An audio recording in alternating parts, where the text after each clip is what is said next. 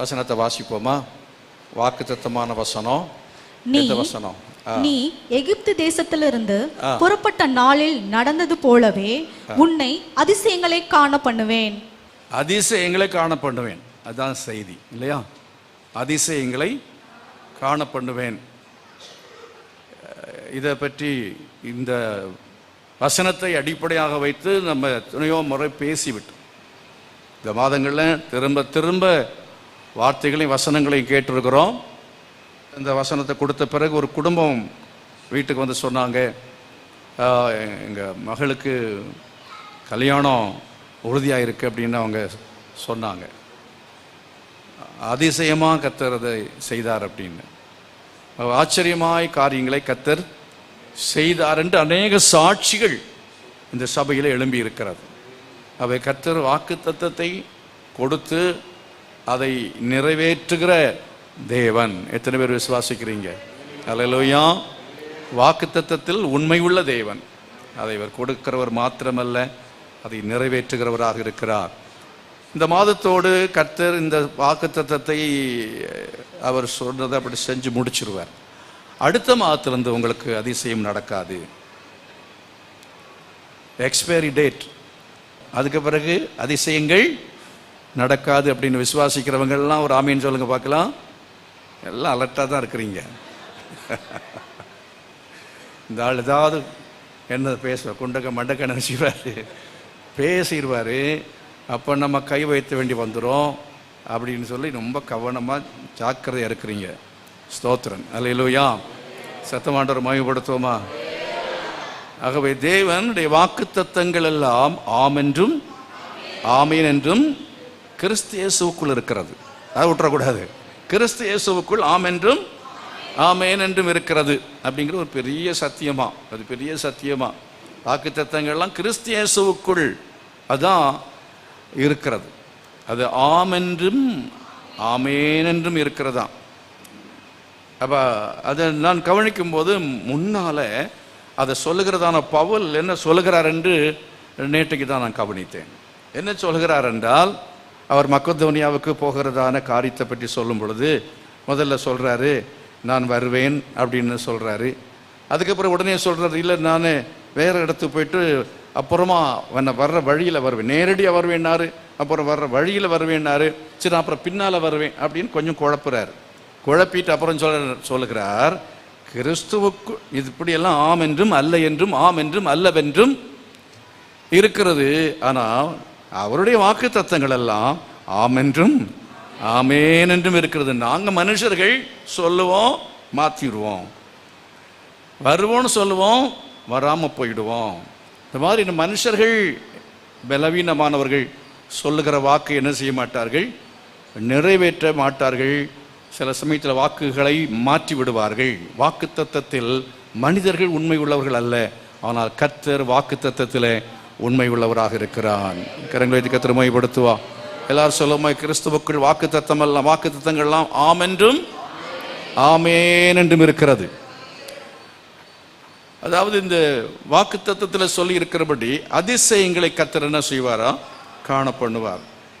இதை பற்றி எந்த வசனத்தை எடுத்து எதை பேசுகிறது என்பது எங்களுக்கெல்லாம் பெரிய குழப்பம்தான். என்னை பொறுத்தளவில் என்னன்னா, நிறைய விஷயங்கள் வேதம் முழுவதும் இருக்கிறது. அதிலிருந்து எதை பேசுவது, இன்றைக்கு எதை பேசுகிறது என்று சொல்லி ரொம்ப நான் யோசித்து கொண்டு இருக்கும் பொழுது ஒரு வசனத்தை நான் கவனித்தேன். வாசித்து பாருங்கள். ஆதியாகமத்தின் புஸ்தகம் 18வது அதிகாரம், ஆதியாகமத்தின் புஸ்தகம் 18:11. ஆதியாகம் 18:11. ஆபிரகாமும் சாராளும் வயது சென்று முதிர்ந்தவர்களாயிருந்தார்கள். ஸ்திரீகளுக்குள்ள வழிபாடு சாராளுக்கு நின்று போயிற்று. ஆகையால் சாராள் தன் உள்ளத்திலே நகைத்து, நான் கிழவியும் என் ஆண்டவன் முதிர்ந்த வயது உள்ளவருமான பின்பு எனக்கு இன்பம் உண்டாயிருக்குமோ என்றாள்.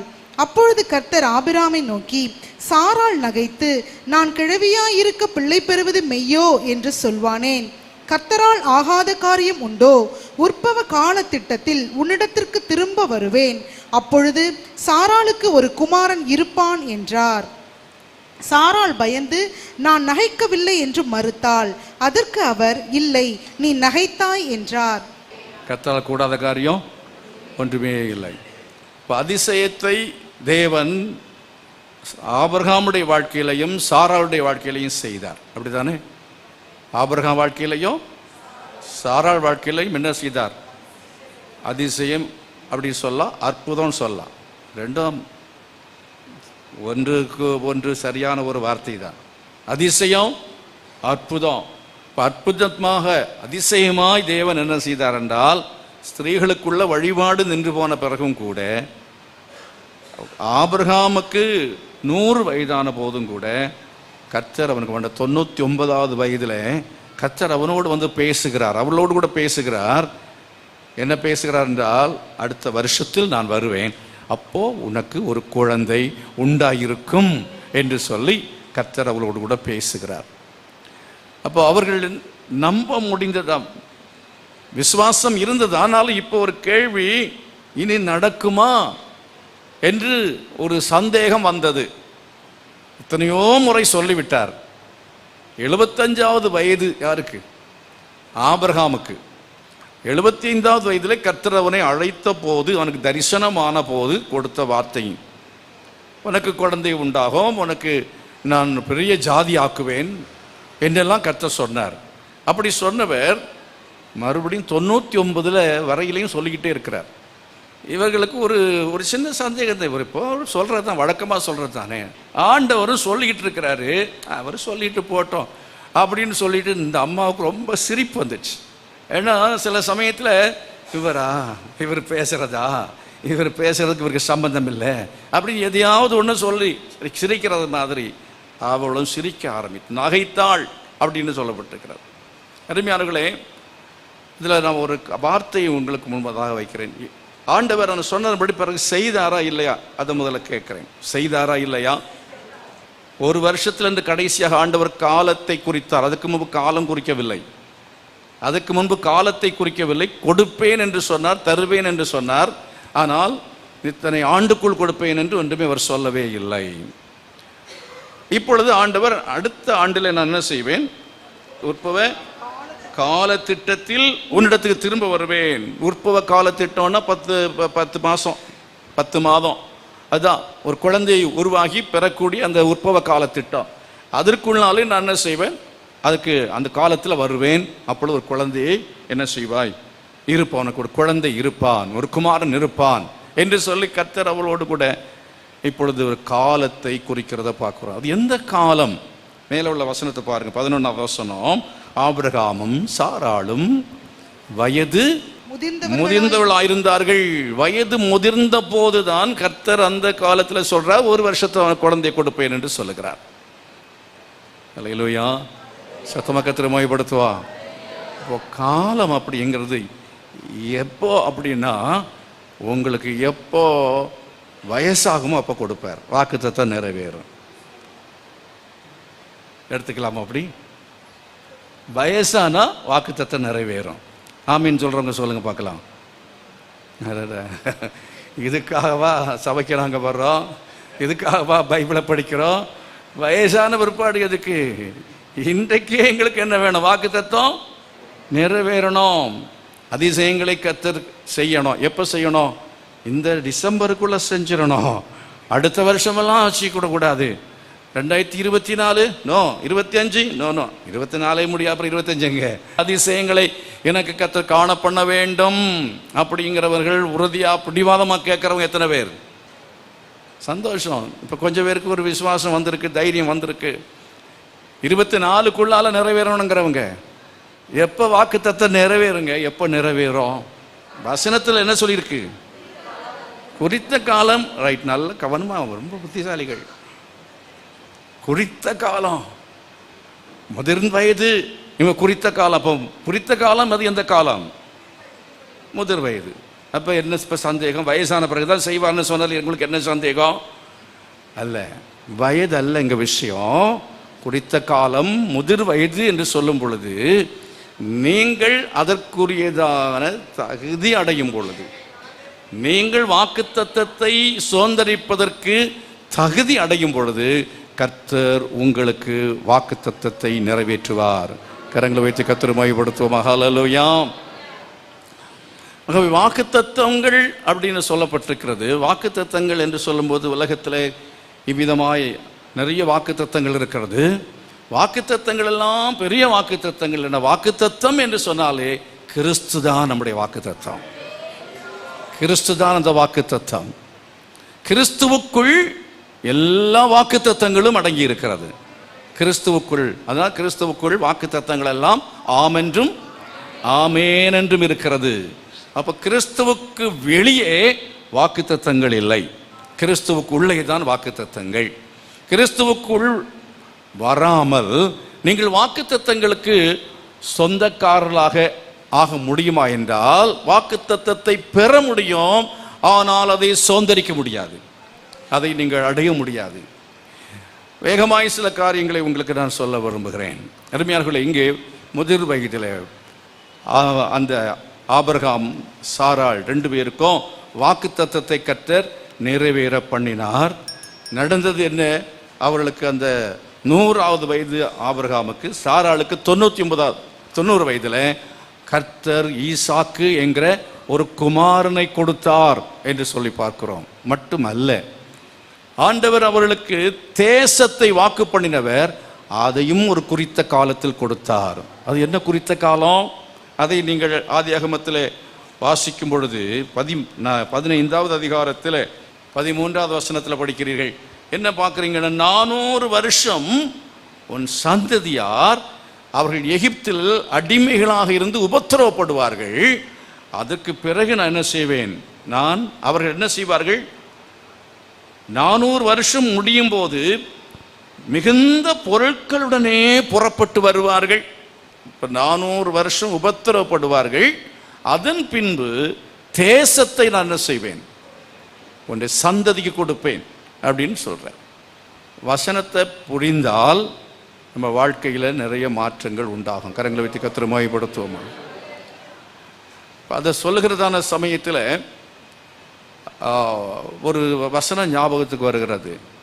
என்ன அப்படின்னு கேட்டிங்கன்னா, யாத்திராகமத்தின் புஸ்தகத்தில் ஒரு அற்புதமான காட்சியை கர்த்தர் காட்டினார். யாரு காட்டினார்?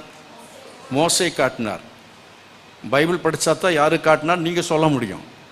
மோசேக்கு தேவன் காட்டினார். அது எங்கே சொல்லப்பட்டிருக்கிறது?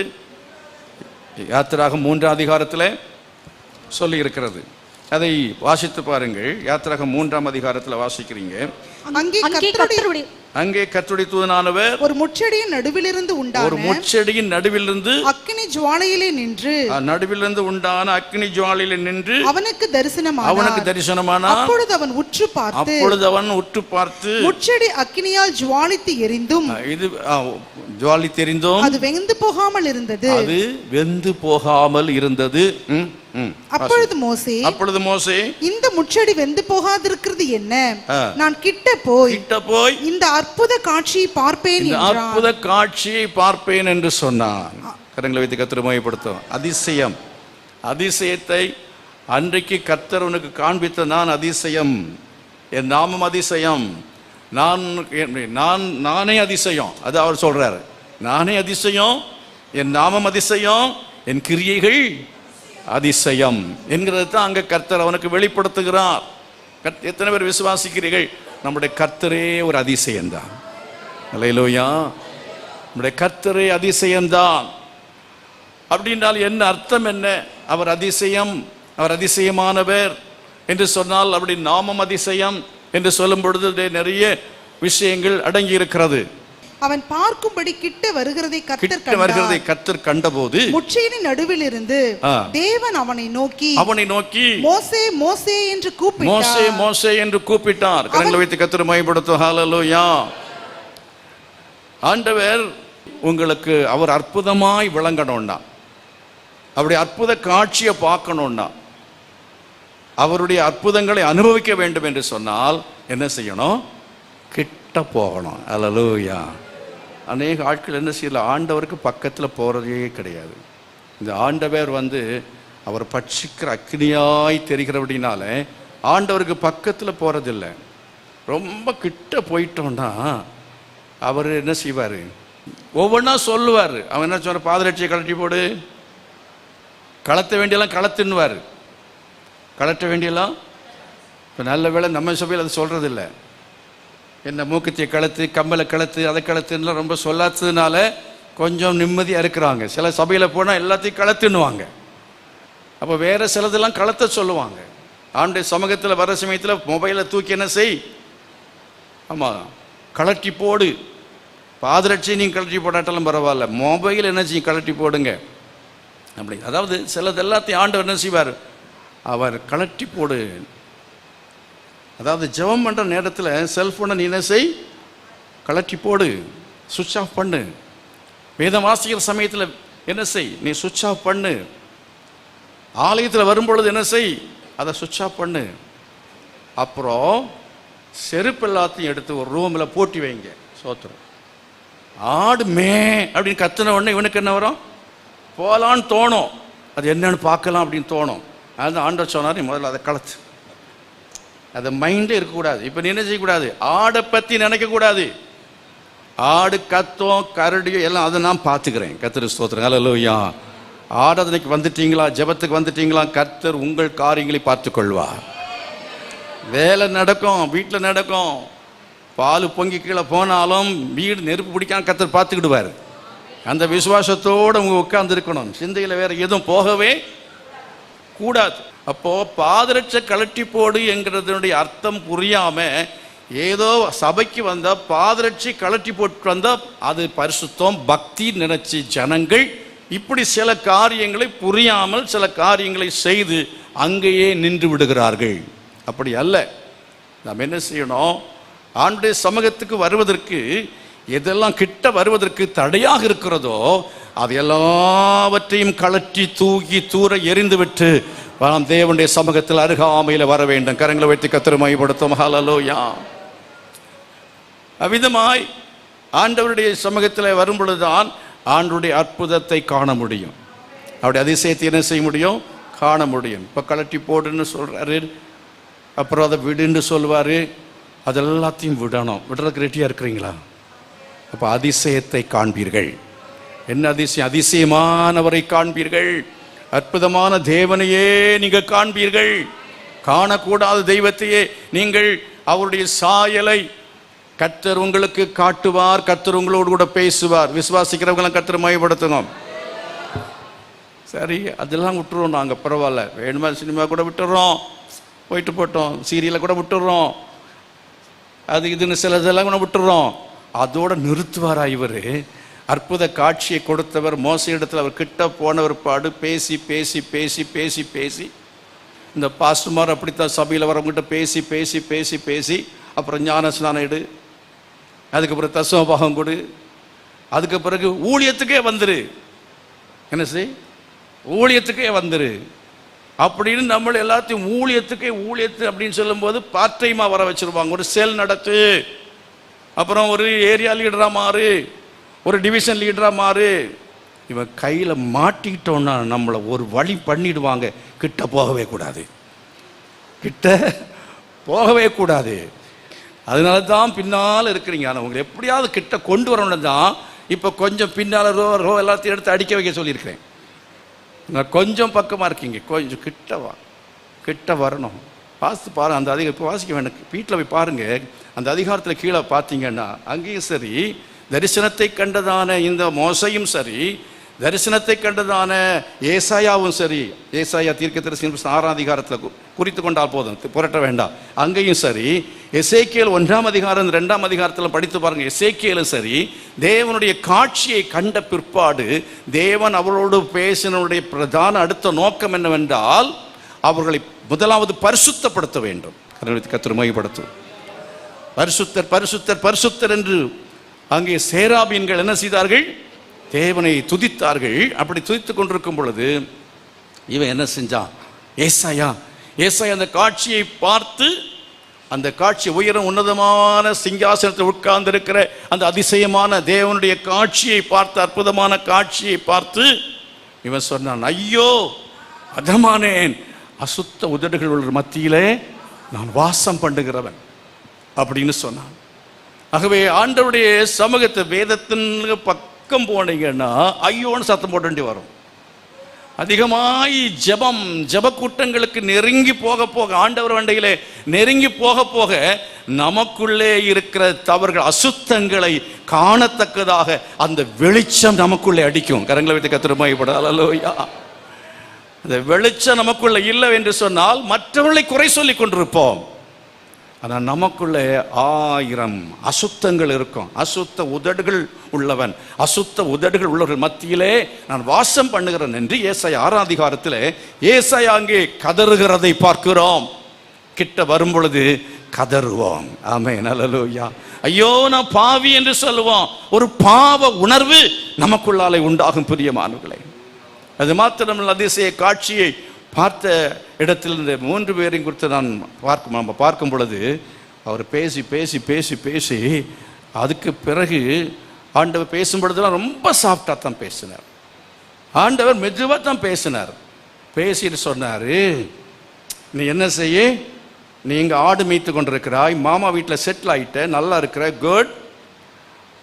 ஆனால் நான் உன்ட்ட சொல்கிறேன், நீங்கள் எல்லாத்தையும் பெட்டி படுக்கையெல்லாம் எடுத்துட்டு எகிப்துக்கு போய் என் ஜனத்தை விடுவிக்கும்படியாய் நீ தலைவனாக நீ செயல்படணும், ஒரு லீடராக மாறணும் என்று ஆண்டவர் அவனுக்கு சொன்னார். என் ஜனத்தை நீ விடுவிக்கிற ஊழியத்தை செய்யணும், என் ஜனத்தை மேய்க்கிற பராமரிக்கிற வேலையை நீ செய்யணும், எனக்கு நீ ஊழியம் செய்யணும், என் ஜனங்களுக்கு நீ ஊழியம் செய்யணும், அதுக்கு நான் உன்னை அழைக்கிறேன் என்று இப்படி நான் பேசுகிற மாதிரி அப்படி பேசியிருந்தேன். அப்போ ஓடி போயிருப்பான். ஆண்டவர் அன்பா மோசே மோசே அப்படின்னு அன்பா கூப்பிட்டு பேசினார். அப்படியே சொல்லி பேசி பேசி பார்த்தாரு. நெகோசியேஷன் ரொம்ப போயிட்டே இருந்துச்சு. கடைசியில் ஒரு கட்டத்தில் சொன்னான், எல்லா ஆண்டவரே வேற யாரைய பார்த்துக்கிடுங்க, வேண்டாம், அதெல்லாம் சரி வராது அப்படின்னு சொல்லி சொன்ன உடனே பாருங்க, அப்படியா சொல்கிறேன், 40 வருஷம் ஒன்று அரண்மனையில் அங்கே உனக்கு பயிற்சி கொடுக்கறதுக்கு உனக்கு நான் ஏற்பாடு பண்ணது நான். உனக்கு அந்த ட்ரைனிங் எதுக்காக கொடுத்தேன்? அது மாத்திரமல்ல, அங்கிருந்து உன்னை துரத்தி வனாந்தரத்துக்கு கொண்டு வந்து உன்னை உடைத்து இவ்வளவாய் உன்னை உருவாக்கி உன்னை தகுதி உள்ளவனாக, அதுதான் முதிர் வயது. அல்லேலூயா. உன்னை தகுதி உள்ளவனாக, ஒரு மெச்சூரிட்டியாக உன்னை மாட்டி, உன் குணத்தில் சாஃப்டா உன்னை மாட்டி, சாந்தம் உள்ளவனாக மாற்றி, உன்னை பொறுமை உள்ளவனாக மாற்றி, உன் வாழ்க்கையில உன்னை இந்த ஒரு தரத்துக்கு தரமுள்ளவனாக மாட்டுகிற வேலையை, உன்னை ஒரு அப்பமாக மேஜையிலே வைப்பதற்காக உன்னை வணைந்து உருவாக்கி, உன்னை பண்படுத்தி, உன்னை சரிப்படுத்தி, உன்னை நல்லா வேக வச்சு, என்னை இப்போ என் வேலைக்கு நான் உங்ககிட்ட ரிக்வெஸ்ட் பண்ணணும்னு ரொம்ப அவசியம் கிடையாது. ஆனால் உங்கள்கிட்ட ரிக்வெஸ்ட் பண்ணி கேட்குறேன். ஆனால் நீ என்ன சொல்கிற, இல்லை நம்ம ஆடு தான் மேய்க்க போகிறேன்னு சொல்கிறியா, தொலைச்சி போடுவேன்ட்டார். சொன்னாரா இல்லையா? சொன்னாரா? சொல்லலையா? சொல்ல நினைக்கிறீங்களா? வாசித்து பாருங்க, எங்கே இருக்குது வசனம்? 3ஆம் அதிகாரத்தில் 4ஆம் அதிகாரத்திலையா? அப்பொழுது கர்த்தர் மோசேயின் மேல் கோபம் கொண்டவராகி லேவியனாகிய ஆரோன் உன் சகோதரன் கோபம் கொண்டவராகி. அதோட நிறுத்திடுங்க, போதும். கோபம் வருமா வராதா? அதுதான் அக்கினிக்கு பக்கத்தில் போனா சிலர் பயப்படுறது காரணம் என்னதுதான், அவர்கிட்ட போனால் அப்புறம் இப்படிலாம் பிரச்சனை வரும், அதனால பக்கத்திலேயே போக வேண்டாம். அவரை என்ன செய்யலாம், நம்ம தேவனாக வேண்டுமென்றால் வணங்கலாம். அப்புறம் ரட்சிப்பு வேண்டாம், ஞானஸ்நானம் வேண்டாம், அபிஷேகம் வேண்டாம், அப்புறம் ஆலயத்துக்கு வர்றது கூட அது கூட இல்லாமல் ஆன்லைன்லேயே பார்த்து கொள்ளலாம். ஊழியம் வேண்டவே வேண்டாம் அப்படி என்று தூரமாய் நிற்பதுக்கு காரணம் என்னவென்று சொன்னால், கர்த்தர் அழைப்பு வரும், அந்த அழைப்புக்கு கீழ்ப்படிந்து ஆண்டவருக்கு நீங்கள் சேவை செய்ய வேண்டியது வரும். இந்த உலகத்தில் உங்கள் இஷ்டப்பிரகாரம் ஜீவிக்க முடியாது, உங்கள் மனம் போல வாழ முடியாது. ஆண்டவர் அண்டையிலே வர வர வர வர நீங்கள் என்ன செய்ய வேண்டியது இருக்கிறது, அவருக்கு சொந்தமானவர்களாக அவர் உங்களை முழுமையாக ஆக்கி போடுவாருங்கிறதுக்காக பயப்படுறீங்க. விழுங்கிடுவாருங்க. அவர் கிட்ட போனால் என்ன செய்வார், நம்ம விழுங்கிடுவார். அப்படின்னா என்ன அர்த்தத்தில் சொல்கிறேன்னா, அவருக்கு முழுமையாக அவருக்கு பயன்படக்கூடிய ஒரு போஜனமாய் நாம் மாறிவிடுவோம். அதை கர்த்தர் விரும்புகிறார். எத்தனை பேர் ஆமீன் சொல்றீங்க? சத்தமாக சொல்லுங்க அல்லேலூயா. அருமையானவர்களே, இதனால தான் அது ஆண்டவர் அவனோடு கூட கிட்ட வா என்று சொன்னார். இப்போ கிட்ட வா என்று சொல்லும் முன்பதாக ஒரு காரியத்தை அங்கே நம்ம படிக்கிறோம். 3ஆம் அதிகாரத்தில் நீங்கள் இந்த 2ஆம் வசனத்தை பார்க்கும் பொழுது, அப்பொழுது அங்கே அவர் கர்த்தருடைய தூதனானவர் ஒரு முச்செடியின் நடுவில் இருந்து உண்டாக்கின அக்னி ஜுவாலையிலே நின்று அவனுக்கு தரிசனமானார். அப்பொழுது அவன் உற்று பார்த்தான். அப்பொழுது அவன் என்ன செய்தான்? உற்று பார்த்தான். அப்பொழுது அவன் உற்று, இந்த வார்த்தை என்னை ரொம்ப சிந்திக்க வைத்தது. அவன் என்ன செய்தான்? உற்று பார்த்தான். உற்று பார்த்தான் என்றால் எப்படி? உற்று பார்த்தான் என்றால் எப்படி? அதாவது நீங்கள் அப்போஸ்தலர் நடவடிக்கையின் புஸ்தகம் 3ஆம் அதிகாரத்தில் 2வது வசனம் என்று நினைக்கிறேன். ஒரு சப்பாணி அலங்கார வாசலில் உட்கார்ந்து இருக்கிறான். பேதுரும் யோவானும் அந்த தேவாலயத்துக்குள்ளே பிரவேசிக்க போகிற சமயத்தில் சப்பாணியை கண்டார்கள். அப்ப என்ன நடந்தது பாருங்க. பேதுரும் யோவானும் அவனை உற்று பார்த்து பேதுரும் யோவானும் அவனை உற்று பார்த்து, அப்படி என்று சொன்னால் கீழே யார் இருக்கா? சப்பாணி. இவர்கள் நின்று கொண்டிருக்கிறார்கள். மேலே இருந்து கீழே பார்க்கிறான். அதுதான் உற்று பார்க்கிறது. கர்த்தர் மையப்படுத்தால் மேலே இருந்து கீழே பார்க்கிறது அது என்னது? உற்று பார்க்கிறான். அர்த்தம் என்ன? உதவி செய்வதற்காக. கரங்களை வைத்து கர்த்தர் மையப்படுத்தும். மேலே இருந்து கீழே பார்க்கிற பார்வை உதவி செய்வதற்காக. கீழே இருக்கிறவன் உதவி பெறுவதற்காக. இங்கே உதவி பெறுகிறவர் யார்? உதவி பெறுகிறவர் யார்? சப்பானி அங்க இல்லை, நான் இங்கே சொல்றது. இங்கே யாத்திராகமத்தின் புஸ்தகத்தில் இந்த முச்செடி அனுபவத்தில் உதவி பெறுவதற்காக உதவியை எதிர்பார்த்து இருக்கிறவர் யார்? இல்லை, கர்த்தர். முச்செடி கீழே இருக்கு. அங்கே அக்கினியிலே அவர் என்ன செய்கிறார்? தோன்றுகிறார். இவன் நிற்கிறான். பாதரட்சியை கழற்றி போட்டு கொண்டு என்ன செய்கிறான்? ஆமா, மரியாதையோட நில்லுங்கிறார். கர்த்தருக்கு ஸ்தோத்திரம். கழற்றி போட்டு நிற்கிறான். அப்போ யார் உதவி எதிர்பார்க்கிறான்? கர்த்தர். கரங்களை வைத்து கர்த்தர் மையப்படுத்தும். அருமையானவர்களே, கர்த்தருடைய சபை இது எல்லாவற்றையும் நாம் என்ன செய்யணும்? உற்று பார்க்க வேண்டும். உற்று பார்க்க வேண்டும். யாராவது அப்படி பார்க்குறீங்களா? யாராவது பார்க்குறீங்களா? கிட்ட உற்று பார்க்கணும். கிட்ட போனோம். உற்று பார்த்தா கிட்ட வருவீங்க. உற்று பார்த்தால் கிட்ட வருவீர்கள். உற்று பார்த்ததுனால அவன் கிட்ட போனா. எத்தனை உற்று பார்க்குறீங்க? உற்று பார்க்கறது இல்லையே. உங்க வீட்டிலே ஒரு கணவன் அப்படிங்கிற நிலைமையில கொஞ்சம் மனைவியை கொஞ்சம் உற்று பாருங்களா. கொஞ்சம் உற்று பாருங்க. சில சமயத்தில் என்னன்னு சொல்லும்போது, முதல்ல சாப்பிடுவேன், நான் தான் சாப்பிடுவேன். அவன் கூட உட்காந்து சாப்பிட ரொம்ப ரொம்ப அபூர்வம். எல்லாம் கொடுத்துட்டு அங்கே சுட்டுக்கிட்டே இருப்பாங்க. தோசையை சுடுவாங்க. இங்கே நான் சாப்பிட்டுட்டே இருப்பேன். நல்லா டேஸ்ட்டாக இருக்கும். சாப்பிட்டு ஏப்ப விட்டுட்டு போக மாட்டேன். என்ன செய்வேன்னு கேட்பேன். மாவினி இருக்கான்னு கேட்பேன். மாவினி இருக்கா? சில டைமில் மாவு இருக்கான்னு கேட்கன்ற நிற்க மாட்டேன். அந்த பக்கத்தில் டைனிங் ஹால்லேருந்து கிச்சனில் பார்த்தா எனக்கு தெரியும். அந்த மாதிரி தான் எங்கள் வீடு. கிச்சனில் அங்கே ஸ்டவ் பக்கத்தில் மாவு இருக்கா இல்லையான்னு இங்கேருந்து உற்று பார்க்கணும்.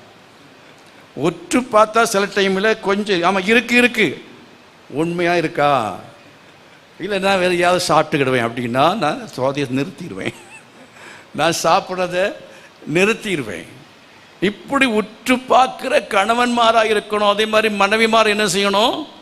உற்று பார்க்கணும். கணவனை கொஞ்சம் உற்று பாருங்க. வீட்டில் என்ன இருக்கு இல்லைங்கிறத கொஞ்சம் உற்று பார்க்க வேண்டும். அப்படிப்பட்ட ஒரு பார்வை உள்ள மனுஷர்களாக மாற வேண்டும் என்று கர்த்தர் விரும்புகிறார். எத்தனை பேர் ஆமென் சொல்றீங்க? சத்தமா சொல்லுங்க அல்லேலூயா. ஆண்டவர் அவரை இவர் உற்று பார்க்கிறதான இடத்துல அவர் கீழே இருந்து இவனை என்ன செய்கிறார் அப்படின்னு அவர் நோக்கி பார்க்கிறார்.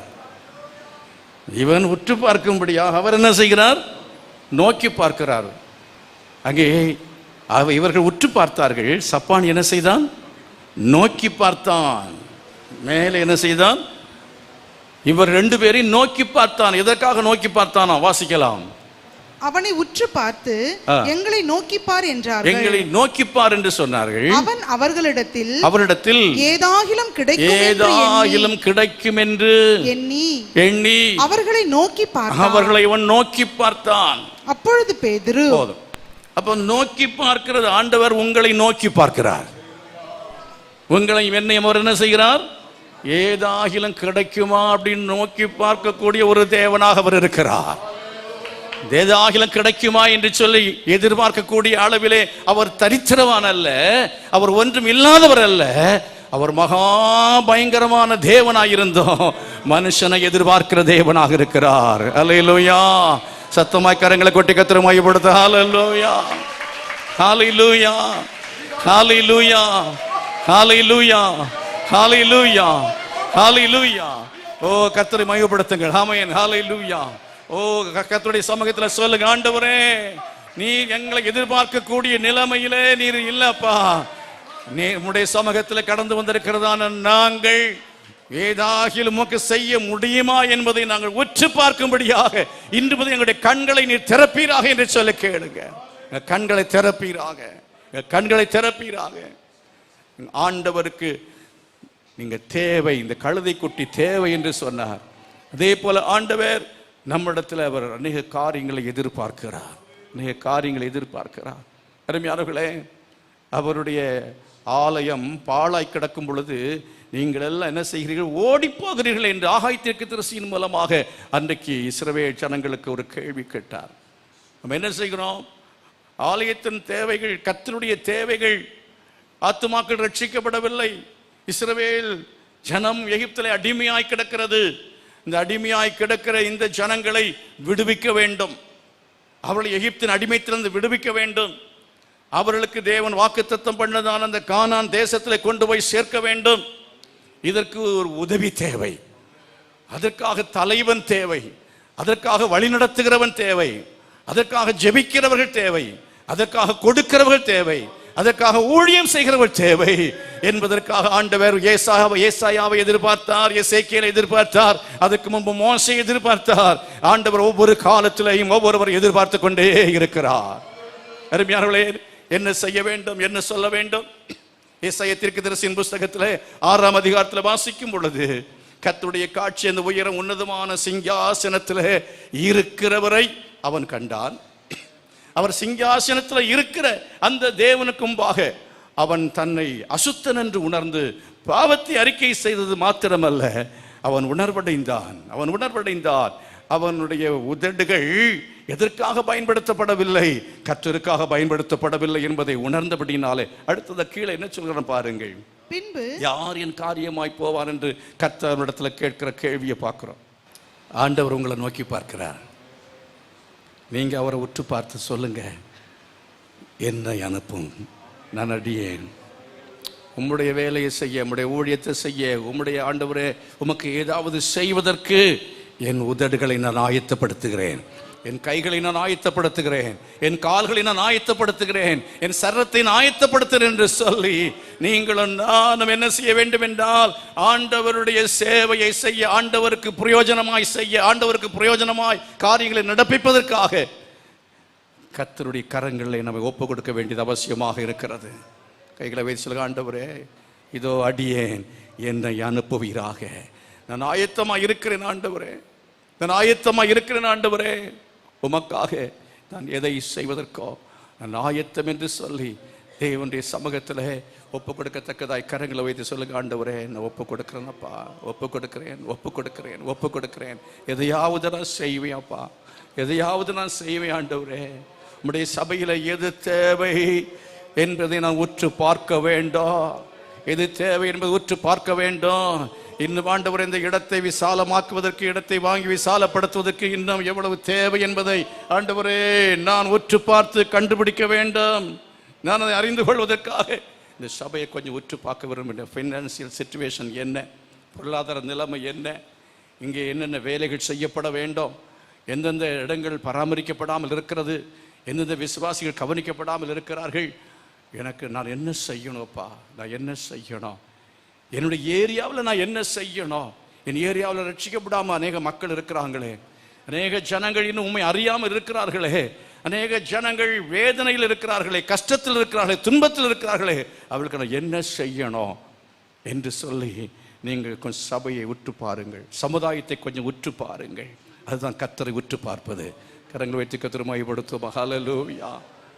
அருமையானவர்களே, அவன் உற்று பார்த்து கிட்ட போனான்.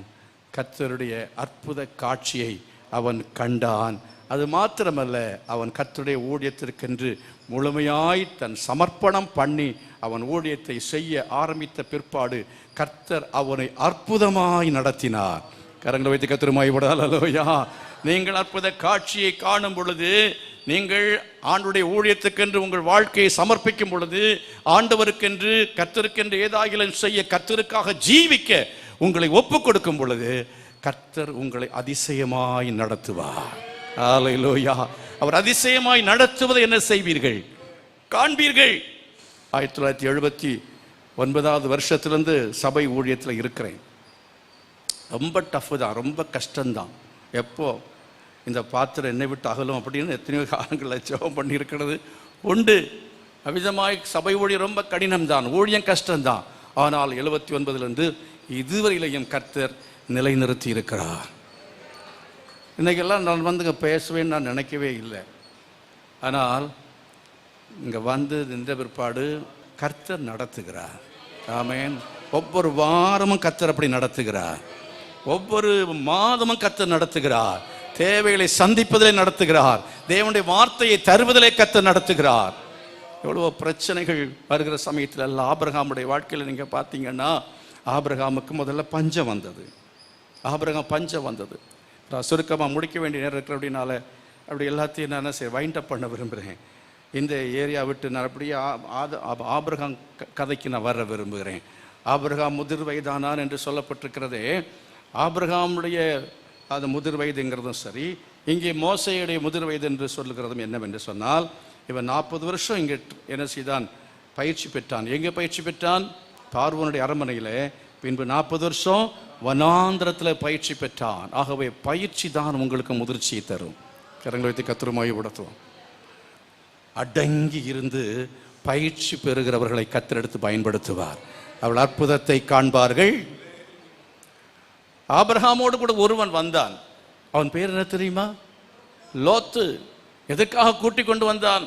கர்த்தர் வாக்குத்தத்தம் பண்ணதான் அந்த வாக்குத்தத்தத்துக்கு இவனை சுதந்திரவாளியாக ஆக்கலாம், இவனுடைய சொத்துக்களுக்கும் சம்பந்துகளுக்கும் எல்லாம் பிள்ளைகள் இல்லாத அண்ணன் மகன் லோத்துவை அவன் சுதந்திரவாளியாக ஆக்கலாம் என்று சொல்லி அவன் எதிர்பார்த்தான், விரும்பினான். ஆனால் லோத்து அவன் கொஞ்ச நாட்களிலேயே என்ன செய்தான் தெரியுமா? ஆபிரகாமை விட்டு பிரிந்து போனான். அடங்கி இருக்க அவனுக்கு விருப்பம் இல்லை. அவன் பிரிந்து போனான்.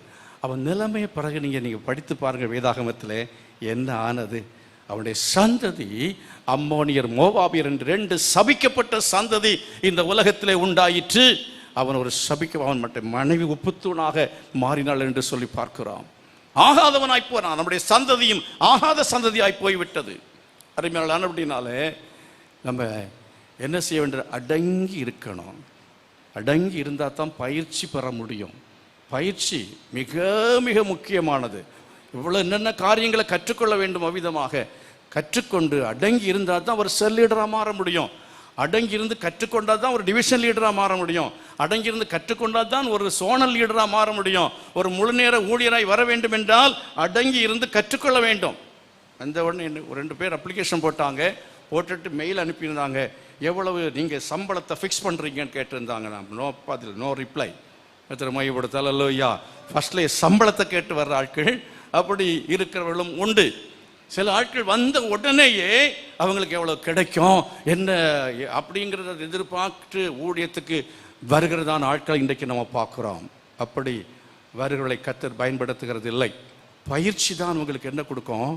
முதிர்ச்சியை கொடுக்கும். அது மட்டுமல்ல, உங்கள் வாழ்க்கையில் எவ்வளவு கஷ்டங்கள் வருகிறதோ, உபத்திரவங்கள் வருகிறதோ, எவ்வளவு பாடுகள் வருகிறதோ, எவ்வளவு சோதனைகள் வருகிறதோ, அவைகளை சகித்து அவைகளை ஜெயித்து நீங்கள் முதிர்ச்சி அடைமுறை. அதாவது வேதத்தில் யாக்கோபின் புஸ்தகத்தில் படிக்கிறோம், சோதனை சகிக்கிற மனுஷன் அவன் உத்தமன் என்று விளங்கின பின்பு கர்த்தர் தமக்கு வாக்குத்தத்தம் பண்ண ஜீவ கிரீடத்தை பெறுவான். வாக்குத்தத்தம் நிறைவேற வேண்டும் என்று சொன்னால் இந்த சோதனையிலே, பாடுகளிலே, கஷ்டங்களிலே நீ உன்னை உத்தமன் என்று விளங்க பண்ண வேண்டும். கரங்களை வைத்து கர்த்தரை மகிமைப்படுத்த ஹல்லேலூயா.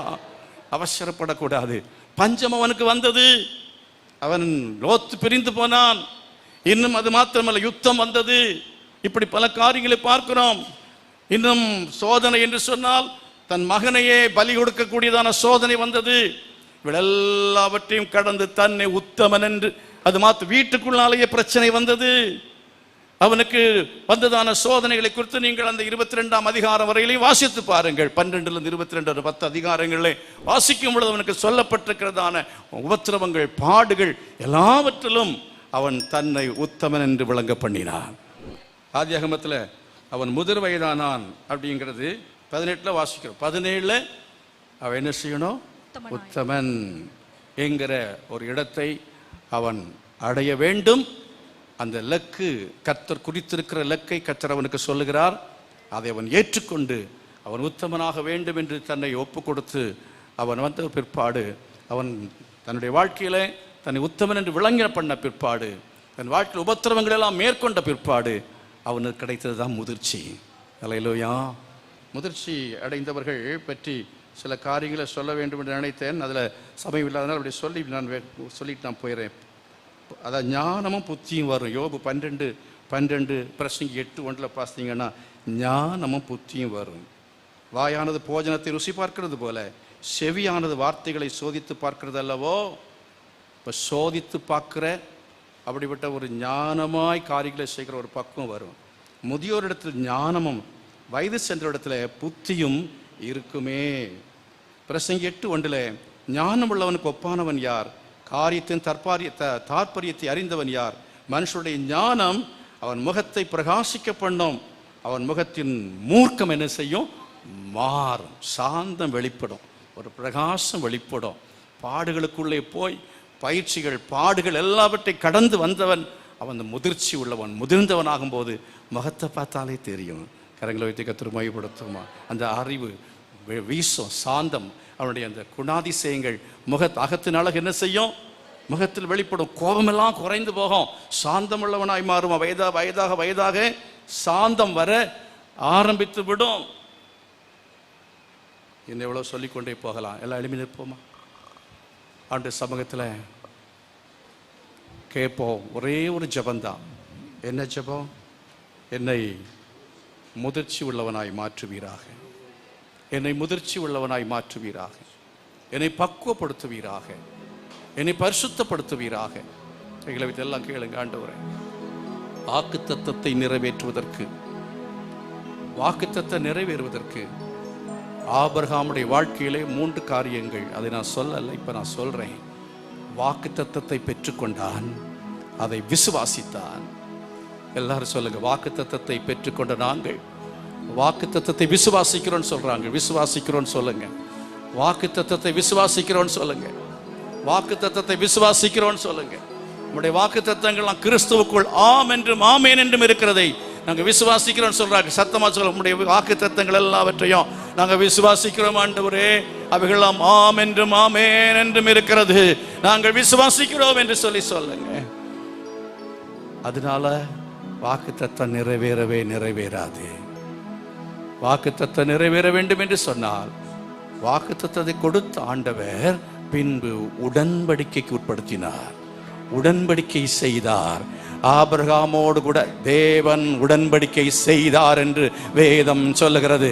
கரங்களை வைத்து சொல்லுங்க, ஆண்டவரே, நான் உம்மோடு உடன்படிக்கை செய்து உடன்படிக்கையின் பிரமாணங்களை பெற்றுக்கொண்டு, உடன்படிக்கையின் சட்டதிட்டங்களை பெற்றுக்கொண்டு அவைகளை நிறைவேற்றும்படி என்னை ஒப்புக் கொடுக்கிறேன் என்று சொல்றார்கள். கரங்களை வைத்து சொல்லுங்க, ஆண்டவரே, எல்லா வசனத்தின் அடிப்படையிலே சொல்லி இருக்கிறதான கற்பனைகள், பிரமாணங்கள் எல்லாவற்றையும், உடன்படிக்கையின் பிரமாணங்களை நிறைவேற்றுவதற்கு என்னை ஒப்புக் கொடுக்கிறேன் என்று சொல்லி ஒப்புக் கொடுங்கள். கர்த்தர் நிச்சயமாக உங்கள் வாழ்க்கையில அவர் தேசத்தை தருவார். ஆமென், ஹல்லேலூயா. அவர் பரம தேசத்தை தருவார், கானானின் செழிப்பை தருவார். கிறிஸ்துவுக்குள் இருக்கிற எல்லா விதமான வாக்குத்தத்தங்களையும் சுதந்தரித்துக் கொள்ளும்படி கர்த்தர் உதவி செய்வார், அதிசயங்களை காணும்படி செய்வார். இந்த 2 நாள் அல்ல, இன்னொன்று இருக்கிறது. அதான் நான் கடைசியாக சொன்னேன். வாக்குத்தத்தங்களை பற்றி விசுவாசிக்கணும், உடன்படிக்கை பண்ணி பிரமாணங்கள் எல்லாவற்றையும் நாம் என்ன செய்ய வேண்டும்? கை கொள்ள வேண்டும். 3வது, நம்முடைய வாழ்க்கையை ஆபிரகாம் உபத்திரவத்துக்கு ஒப்புக் கொடுக்க வேண்டும், பாடுகளுக்கு ஒப்புக் கொடுக்க வேண்டும். அந்த பாடுகளோட கடந்து சென்று நாம் ஒரு முதிர்ந்த அனுபவத்துக்குள்ளே வரும் பொழுது நிச்சயமாகவே கர்த்தர் நம்முடைய வாழ்க்கையில அதிசயங்களை காண செய்வார், அற்புதங்களை காண செய்வார். உன் சரீரத்திலே அற்புதம் நடக்கும், உன் ஆத்மாவிலே அற்புதம் நடக்கும், உன் மனதிலே அற்புதம் நடக்கும், உன் குடும்பத்திலே அற்புதம் நடக்கும். உன்னை கொண்டு கர்த்தர் அற்புதங்களையும் அடையாளங்களையும் செய்வார். கரங்களை கொட்டி கர்த்தர் மகிமைப்படுது. ஹல்லேலூயா. எல்லாம் கரங்களை கொட்டி, ஆண்டவரே என்னை அற்புதம் செய்கிறவனாய் மாற்ற போறதுக்காய் ஸ்தோத்திரம். ஆபிரகாமின் சந்ததியை அற்புதமாகவும் அடையாளமாக வைத்திருக்கிறது போல என் சந்ததியை மாற்ற போறதுக்காய் ஸ்தோத்திரம் என்று சொல்லுங்கள். மோசே அற்புதமாக அடையாளமாய் நீர் பயன்படுத்தினது போல என்னை பயன்படுத்த போறதுக்காய் ஸ்தோத்திரம் என்று சொல்லுங்கள். ஹல்லேலூயா. Thank you Jesus. தகப்பனே, நன்றியோடு உமக்கு ஸ்தோத்திரம் செலுத்துகிறோம். இந்த நாளிலே நீர் எங்களோடு இடைப்பட்டதுக்காக ஸ்தோத்திரம். கர்த்தாவே, நாங்கள் எங்களை ஒப்புக் கொடுக்கிறோம். வாக்குத்தத்தத்தை நாம் விசுவாசிக்கிறோம். நம்முடைய உடன்படிக்கையை நாங்கள் ஆண்டவரை கைக்கொள்ள தீர்மானிக்கிறோம். நம்முடைய வேதத்தின் கர்த்தாவே அந்த உடன்படிக்கையின் பிரமாணங்களை கைக்கொள்ள எங்களை ஒப்புக் கொடுக்கிறோம். என்ன உபத்திரம் வந்தாலும் அந்த உபத்திரவங்களுக்கு கர்த்தாவே எங்கள் உத்தமர் என்று நாங்கள் விளங்கத்தக்கதாக எங்களுக்கு கிருபை தர வேண்டும் என்று நாங்கள் ஜெபிக்கிறோம். தகப்பனே, நாங்கள் உம்மை உற்று நோக்கும் கண்களை தருவீராக. உம்மை பாடுகள் மத்தியிலே நோக்கி பார்க்கும் கண்களை தர வேண்டும் என்று ஜெபிக்கிறோம். அவரை நோக்கி பார்த்தவர்கள் பிரகாசம் அடைந்தார்கள், அவர்கள் வெட்கப்பட்டு போகவில்லை என்று வேதம் சொல்லுகிறபடியா உம்மை பாடுகள் மத்தியிலே நோக்கி பார்த்தால் நாங்கள் வெட்கப்பட்டு போவதில்லை அறிந்திருக்கிறோம். உம்மை நோக்கி பார்க்கும்படியான கண்களை தருவீராக. தகப்பனே, எங்கள் வாழ்க்கையிலே தடுமாறுகிற நேரத்தில் எல்லாம் உம்மை கவனித்து பார்க்கும்படியாக எங்களுக்கு கிருபை தர வேண்டும் என்று ஜெபிக்கிறோம். எங்கள் பிரதான ஆசாரியராய் உம்மை கவனித்து பார்க்க, பிரதான அப்போஸ்தலராய் நாங்கள் உம்மை கவனித்து பார்க்க எங்களுக்கு உதவி செய்ய வேண்டும். எங்களுக்கு தரப்போகிற பரம தேசத்துக்காய் ஸ்தோத்திரம். எல்லாருக்கும் வழி நடத்துவீராக. இயேசுவின் நாமத்தில் பிதாவே, ஆமென். நம்முடைய கர்த்தராய் இருக்கிற இயேசு கிறிஸ்துவின் கிருபையும் பிதாவாகிய தேவனுடைய அன்பும் பரிசுத்த ஆவியானுடைய அந்யோன்யமும் சமாதான பாதுகாவலும் நம் அனைவரோடு சகல பரிசுத்தவான்களோடு கூட இன்றும் இன்றைக்கு நிலைத்திருப்பதாக. எல்லாம் சேர்ந்து சொல்லும். என் ஆத்துமாவே கர்த்தரை ஸ்தோத்திரம்.